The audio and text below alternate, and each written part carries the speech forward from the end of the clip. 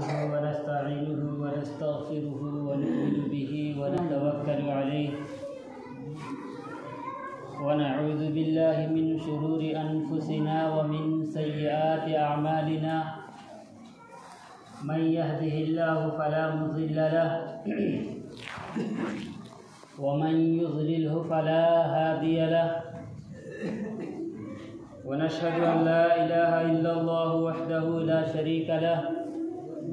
ونشهد أن سيدنا ومولانا محمدا عبده ورسوله أما بعد فقد قال الله تبارك وتعالى في القرآن المجيد والفرقان الحميد أعوذ بالله من الشيطان الرجيم بسم الله الرحمن الرحيم قل إنما أنا بشر مثلكم يوحى إلي وقال الله تعالى في موضع آخر قل سبحان ربي هل كنت إلا بشرا رسولا صدق الله العظيم.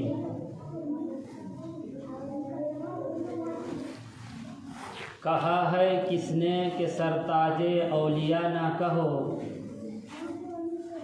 کہا ہے کس نے کہ سرتاج اولیاء نہ کہو، کہا ہے کس نے کہ سردار انبیاء نہ کہو. یہی ہے فلسفہ انما انا بشر، خدا کے بعد سب کچھ کہو خدا نہ کہو. معزز و مکرم سامعین با تمکین، محترم بزرگوں، نوجوان ساتھیوں، پیارے بچوں، آپ حضرات جانتے ہیں کہ اللہ رب العزت والجلال نے حضرت آدم علی نبینا علیہ الصلاۃ والتسلیم کو بشر بنا کر فرشتوں پر فضیلت دی. فرشتے بشریت کی فضیلت کو سمجھتے ہوئے آدم کی فضیلت کو تسلیم کرتے ہوئے حکم خداوندی پر سجدہ ریز ہو گئے. پھر حضرت آدم علی نبینا علیہ الصلاۃ والسلام سے نبوت کا سلسلہ چلا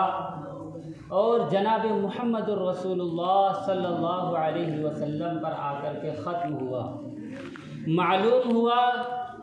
کہ انبیاء علیہم الصلاۃ والسلام انسانوں ہی میں سے آئے، کیونکہ حضرت آدم علی نبینا علیہم الصلاۃ والسلام کی اولاد میں سے انبیاء بنے،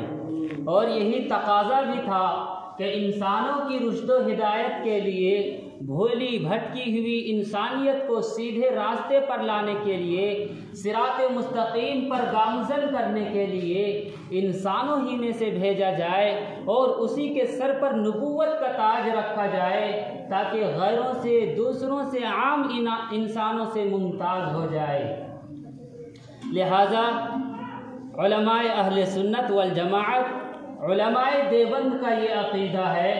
کہ انبیاء افضل البشر ہوتے ہیں، اور ہم سب کے آقا و مولا امام الانبیاء،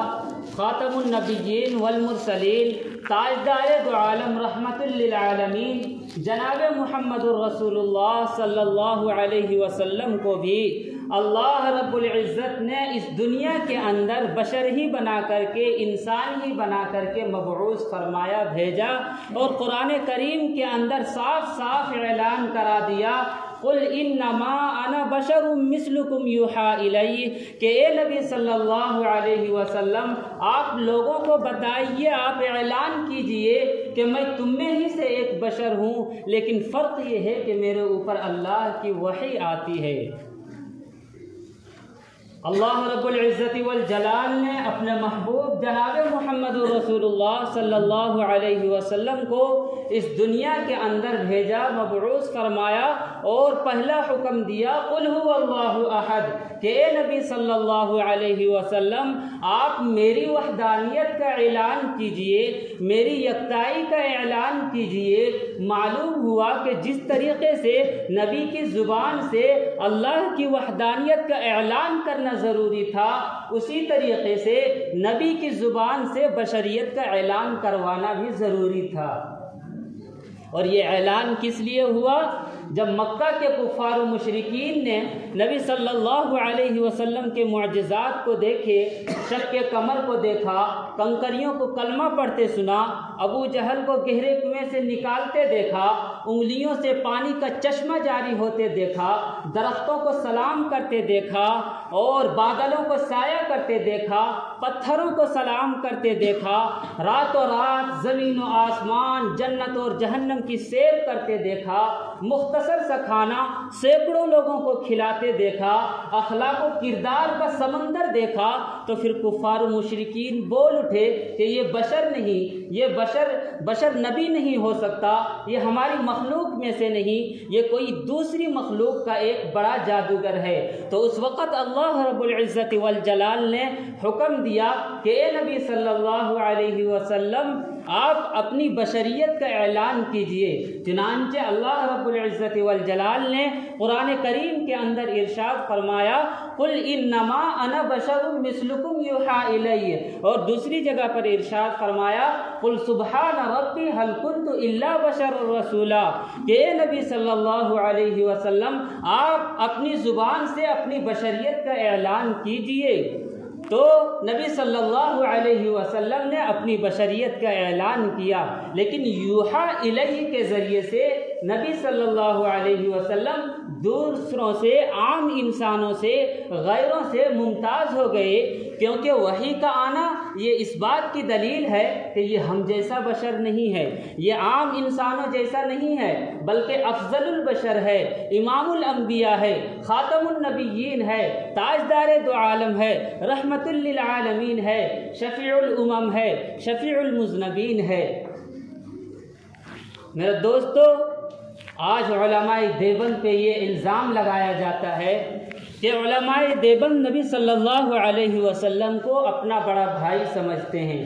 اپنا جیسا ہم رتبہ اور ہم پلہ انسان اور بشر سمجھتے ہیں، حالانکہ علماء دیوبند کا یہ عقیدہ نہیں۔ علماء دیوبند کا عقیدہ سنیے، علماء دیوبند کا یہ عقیدہ آج بھی ہے اور کل بھی یہی عقیدہ تھا اور کل قیامت تک انشاءاللہ یہی عقیدہ رہے گا کہ جو نبی صلی اللہ علیہ وسلم کی بشریت کا انکار کرے وہ بھی کافر، اور جو نبی صلی اللہ علیہ وسلم کو اپنا جیسا ہم رتبہ اور ہم پلہ انسان اور بشر سمجھے وہ بھی کافر۔ اور ہمارا یہ عقیدہ بشریت النبی صلی اللہ علیہ وسلم ہونے کا قرآن کے موافق عقیدہ ہے، حدیث کے موافق عقیدہ ہے، حضرت صدیق اکبر کے عقیدے کے موافق ہے، حضرت عمر فاروق کے عقیدے کے موافق عقیدہ ہے، حضرت عثمان کے عقیدے کے موافق ہے، حضرت علی کے عقیدے کے موافق ہے، حضرت ابن عباس کے فرمان کے مطابق ہے، حضرت عائشہ رضی اللہ عنہا کے ارشادات کے موافق عقیدہ ہے۔ حضرت ابن عباس رضی اللہ تعالی عنہ فرماتے ہیں ان رسول اللہ صلی اللہ علیہ وسلم بشر من البشر۔ لہذا کل کے کفار و مشرکین نبی صلی اللہ علیہ وسلم کے معجزات کو دیکھ کر کے اگر بشریت کا انکار کیا تھا تو آج کے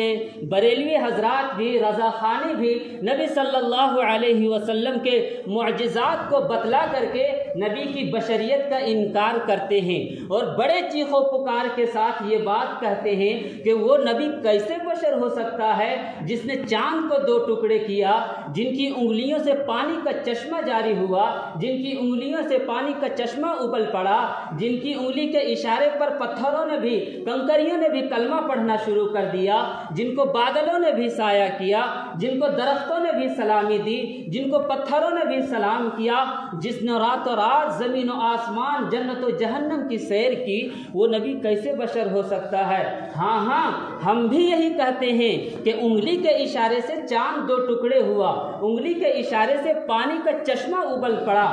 آپ پر بادلوں نے سایہ کیا، درختوں نے سلامی دی، کنکریوں نے کلمہ پڑھا، رات و رات زمین و آسمان اور جنت و جہنم کی سیر کی، لیکن یہ ساری کی ساری چیزیں نبی صلی اللہ علیہ وسلم کے معجزات میں سے ہیں، رسالت کے کمالات میں سے ہیں۔ ان چیزوں سے نبی صلی اللہ علیہ وسلم کی رسالت ثابت ہوتی ہے، آپ کی نبوت ثابت ہوتی ہے، لیکن نبی صلی اللہ علیہ وسلم کی زندگی کا دوسرا پہلو بھی تو ہے، دوسرا حصہ بھی تو ہے، جس سے نبی صلی اللہ علیہ وسلم کی بشریت ثابت ہوتی ہے۔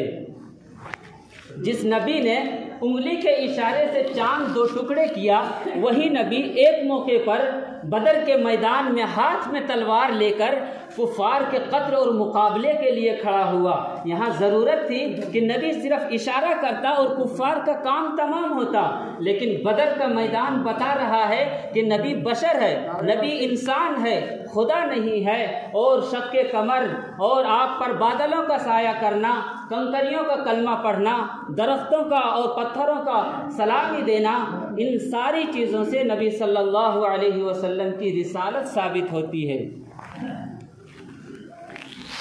جس نبی نے لمحوں میں، سیکنڈوں میں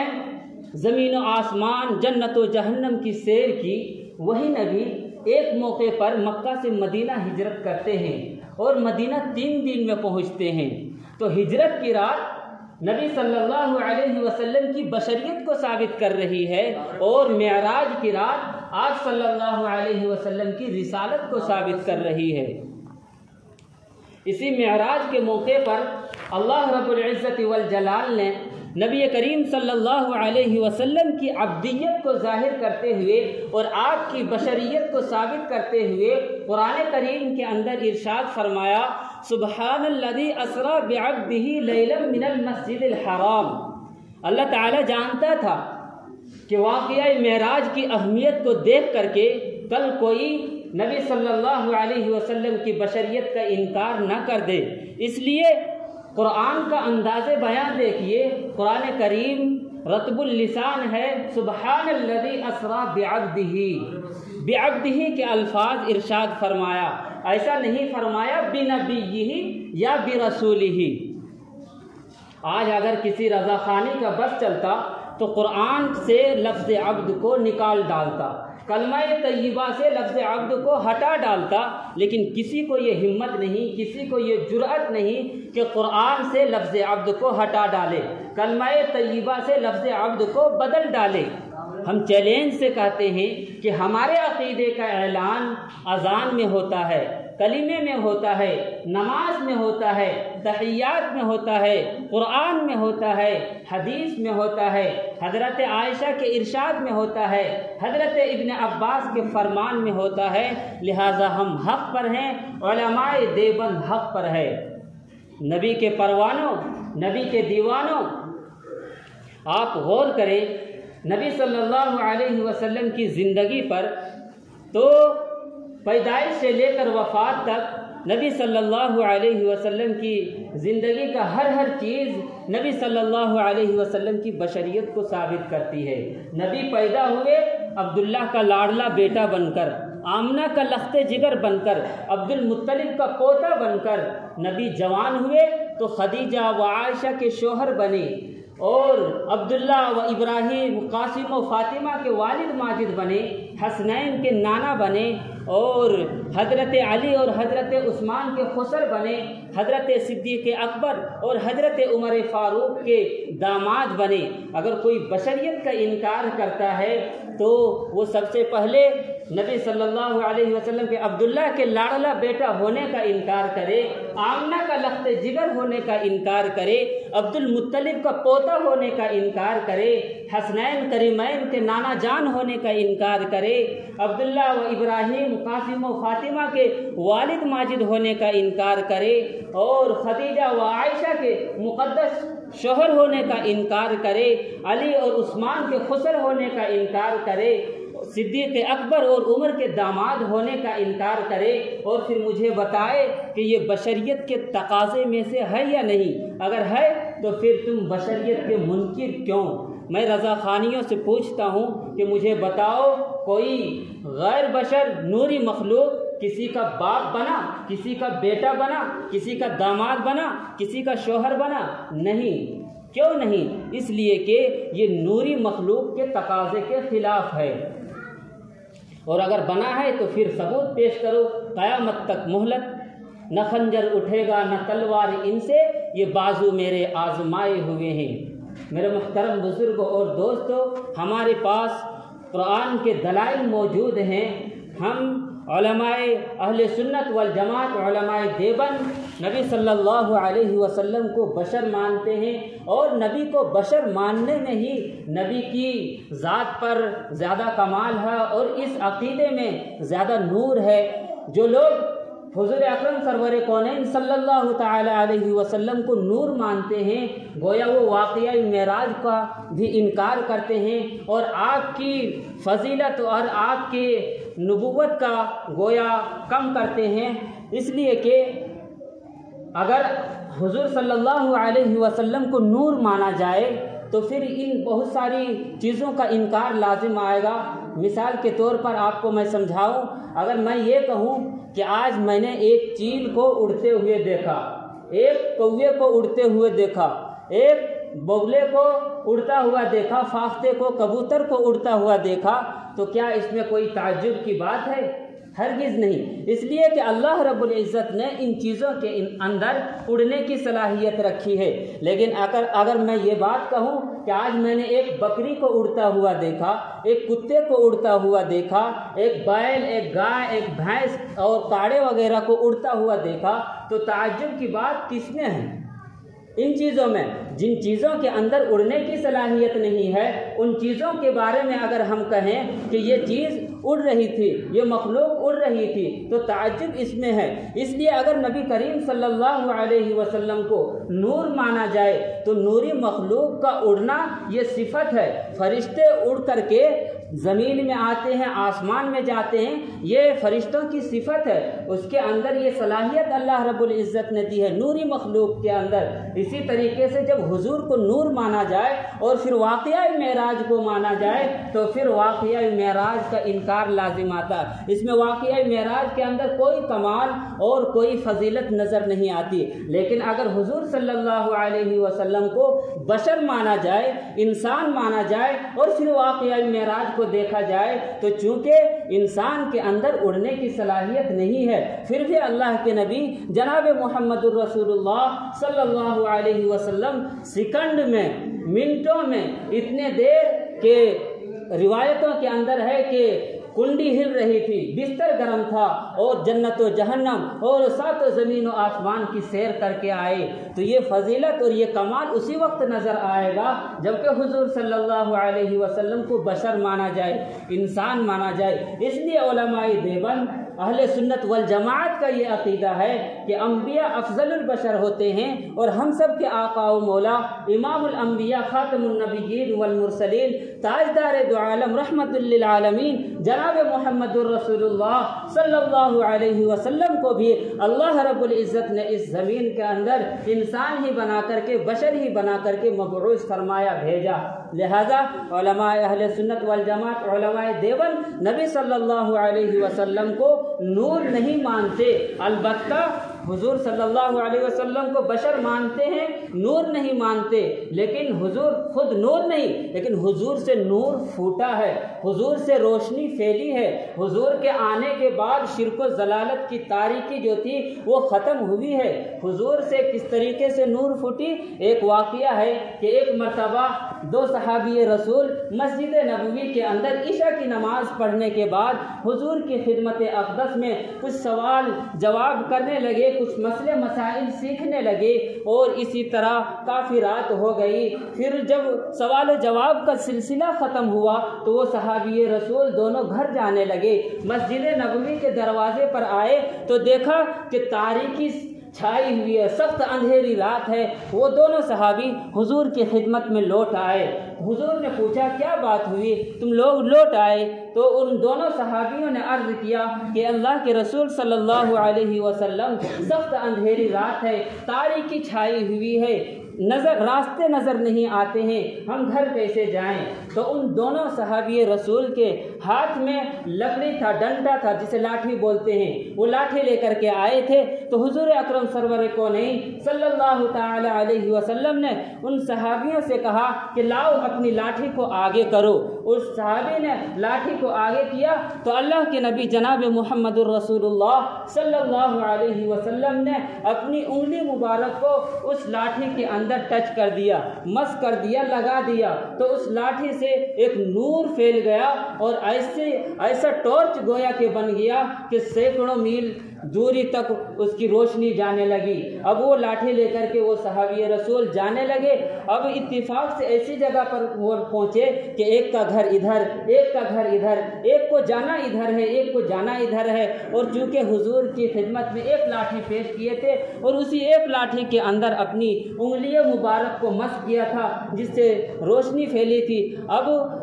جو صحابی اس لاٹھی کو لے جائے تو ایک صحابی اندھیرے میں جانا پڑتا ہے، تو وہ دونوں آپس میں کھڑے ہو کر کے مشورہ کرنے لگے اور سوچنے لگے کہ اب کیا کیا جائے۔ تو ان دونوں صحابیوں کے ذہن میں یہ بات آئی کہ یہ کوئی سائنسداں کا ایجاد کیا ہوا ٹارچ تھوڑی نہ ہے، یہ تو حضور اکرم سرور کونین صلی اللہ علیہ وسلم کی نبوت کی کمالات کے برکت میں سے ہے۔ چنانچہ دوسرے صحابی کے ہاتھ میں جو لاٹھی تھی اس لاٹھی سے مس کر دیا تو چنانچہ وہ بھی روشن ہو گیا، اس سے بھی روشنی پھوٹ گئی اور وہ دونوں صحابی رسول اپنے اپنے گھر کو چلے گئے۔ تو حضور خود نور تو نہیں لیکن حضور سے روشنی پھیلی ہے، حضور سے روشنی پھوٹی ہے۔ اس لیے علماء اہل سنت والجماعت، علماء دیوبند کا یہ عقیدہ ہے کہ انبیاء افضل البشر ہوتے ہیں اور ہم سب کے آقا و مولا امام الانبیاء خاتم النبیین والمرسلین تاجدار دو عالم رحمت للعالمین جناب محمد الرسول اللہ صلی اللہ علیہ وسلم کو اللہ رب العزت نے بشر ہی بنا کر کے، انسان ہی بنا کر کے اس دنیا میں مبعوث فرمایا، اور ہمارے پاس اس کے دلائل ہیں، ہمارے پاس اس کے شواہد ہیں۔ قرآن اعلان کرتا ہے قل انما انا بشر مثلکم یوحی الی، کہ اے نبی صلی اللہ علیہ وسلم آپ لوگوں کو بتائیے، آپ لوگوں میں اعلان کیجئے، آپ کہہ دیجئے کہ میں تم میں ہی سے ایک بشر ہوں، لیکن فرق یہ ہے کہ میرے اوپر اللہ کی وحی آتی ہے۔ یوحا الیہ کے ذریعے سے نبی صلی اللہ علیہ وسلم غیروں سے اور عام انسانوں سے ممتاز ہو گئے۔ جب یہ صریح آیت احمد رضا خان بریلوی نے دیکھی تو اس سے رہا نہ گیا۔ ساری دنیا کے رضا خانی علماء احمد رضا خان بریلوی کی خدمت میں حاضر ہو کر کے دست بستہ عرض کرنے لگے کہ حضرت اگر اس آیت کی اصلی صورت نہ بگاڑی جائے، اس میں معنوی تحریف نہ کی جائے، اس کی حقانیت کو ختم نہ کی جائے تو پھر ہمارا خود ساختہ بنایا ہوا عقیدہ باطل ہوتا ہے، ٹوٹ جاتا ہے۔ چنانچہ احمد رضا خان بریلوی اپنا باطل عقیدہ کو ثابت کرنے کے لیے قرآن میں معنوی تحریف کرنے کے در پہ ہوتا ہے، اس کی حقانیت کو ختم کرنے کے لیے، آیت کی حقانیت کو مٹانے کے لیے قلم اٹھاتا ہے اور قل انما انا بشر مثلکم یوحی الی کا ترجمہ کرتا ہے۔ قل انما انا بشر مثلکم یوحی الی کا ترجمہ کرتا ہے کہ اے نبی صلی اللہ علیہ وسلم آپ لوگوں سے کہہ دیجئے کہ میں ظاہر صورت میں تم جیسا بشر ہوں۔ میں پوچھتا ہوں کہ کیا کسی مترجم نے، کسی ترجمہ کرنے والے نے آج تک ایسا ترجمہ کیا؟ کیا یہ تمہارا ترجمہ عبداللہ ابن عباس کی تفسیر کے موافق ترجمہ ہے؟ شاہ عبد القادر جیلانی کے ترجمے کے مطابق تمہارا ترجمہ ہے؟ اگر ہے تو پھر عبداللہ ابن عباس کی تفسیر سے اپنا ترجمہ ثابت کر دو اور لفظ ظاہر ثابت کر دو۔ شاہ عبد القادر جیلانی کے ترجمے میں لفظ ظاہر دکھا دو، اور اگر نہیں ہے اور یقیناً نہیں ہے تو تم نے اپنے باطل عقیدے کو ثابت کرنے کے لیے اس آیت کی اصلی صورت کیوں بگاڑی، اس کی حقانیت کو کیوں ختم کیا؟ تمہاری کیا مجال ہے، تمہاری کیا ہمت ہے کہ تم اس کی حقانیت کو ختم کرو؟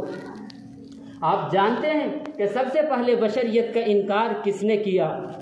اللہ رب العزت والجلال نے جب حضرت آدم علی نبینا علیہ الصلاۃ والتسلیم کو پیدا فرمایا اور فرشتوں سے کہا کہ میں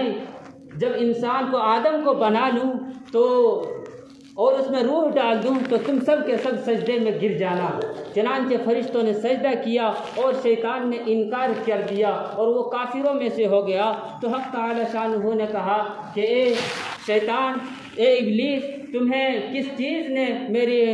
آدم کو سجدہ کرنے سے روکا میرے حکم دینے کے بعد؟ کیا تو بڑا میں سے ہو گیا، بلند مرتبے والے میں سے ہو گیا، یا تیرے اندر تکبر اور گھمنڈ آ گیا؟ تو شیطان ابلیس کہنے لگا کہ میں آدم سے بہتر ہوں، کیونکہ آپ نے مجھے آگ سے پیدا کیا ہے اور آدم کو مٹی سے پیدا کیا ہے، اس لیے میں آدم سے بہتر ہوں۔ تو سب سے پہلے شیطان نے، ابلیس نے آدم کی فضیلت کو، بشریت کی فضیلت کا انکار کیا اور ملعون و مردود ہوا۔ لہذا آج بھی جو نبی صلی اللہ علیہ وسلم کی بشریت کا انکار کرے گا وہ ملعون و مردود ہوگا۔ اس کا تعلق کتاب اللہ سے نہیں، سنت رسول اللہ سے نہیں، حضرت صدیق اکبر، عمر، عثمان اور علی سے نہیں، حضرت عائشہ کے ارشاد سے نہیں۔ میں کہتا ہوں کہ حضرت عائشہ صدیقہ رضی اللہ تعالی عنہا سے زیادہ نبی صلی اللہ علیہ وسلم کی ذات سے متعلق کوئی نہیں جانتا۔ جتنا حضرت عائشہ آپ کی ذات سے متعلق جانتی تھی اتنا کوئی شخص علم نہیں رکھتا، خواہ وہ وقت کا امام کیوں نہ ہو، قطب کیوں نہ ہو، محدث کیوں نہ ہو، فقیہ کیوں نہ ہو، لیکن حضرت عائشہ سے زیادہ آپ کی ذات سے متعلق کوئی علم نہیں رکھتا۔ اگر حضور کو بشر کہنے میں حضور کی ذات کی توہین ہوتی تو حضرت عائشہ کبھی نہ چاہتی کہ ہم حضور کو بشر کہہ کر کے حضور کی مقدس ذات کو، اپنے شوہر کی توہین کریں اور آپ کی عزت میں کمی کریں۔